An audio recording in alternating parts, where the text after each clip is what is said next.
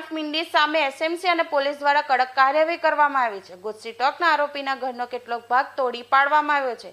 મળતી માહિતી અનુસાર કે આરોપી આરિફ બે ઘર વચ્ચે રોપ બનાવ્યો હતો, જેને દૂર કરવા માટે અગાઉ અનેકવાર તંત્ર દ્વારા નોટિસ ફટકારવામાં આવી હતી, પરંતુ રોપ દૂર ન કરાતા આખરે એસએમસીએ ડિમોલિશનની કામગીરી હાથ ધરી હતી। એસએમસીની ટીમ દ્વારા સ્થાનિક પોલીસની ટીમને સાથે રાખીને આ કાર્યવાही કરવામાં આવી હતી। ये एक आरोपी है, अठवा पुलिस स्टेशन की हद में रहता है, आरिफ मिंडी करके। उसके दो घर हैं गली के दोनों साइड में एक फ्लाईओवर बना के रास्ते के ऊपर से गैर कायदेसर और दोनों घरों को जोड़ रखा था। एसएमसी की तरफ से नोटिस भी दिया गया था, लेकिन उसकी अवमानना की गई और वो फ्लाईओवर को एज इट इज रखा गया। तो एसएमसी के अधिकारियों के साथ में ये डिमोलिशन का जो काम है ये अभी हो रहा है और पुलिस जाब्ता साथ में है।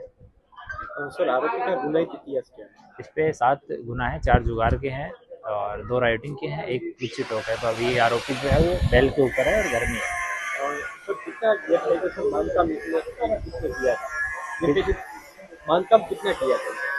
एक फ्लाईओवर जैसा बनाया हुआ है, लोहे का फ्लाईओवर है, तो उसको तोड़ रहे हैं। एसएमसी के अधिकारी लगे हुए हैं, उनके साथ की टीम लगी हुई है और पुलिस का जाब्ता साथ में है और डिमोलिशन कर दिया जाएगा। इस तरह के जो भी सामाजिक तत्व हैं जो सरकारी ज़मीन पे, प्राइवेट ज़मीन पे गैरकायदेसर कब्जा कर लेते हैं, बांध काम करते हैं, हम लोग अभी उनकी लिस्ट तैयार कर रहे हैं जहाँ जहाँ हमें इन्फॉर्मेशन मिल रही है और बाद में एसएमसी के साथ मिलकर कायदेसर कार्रवाई की जाएगी।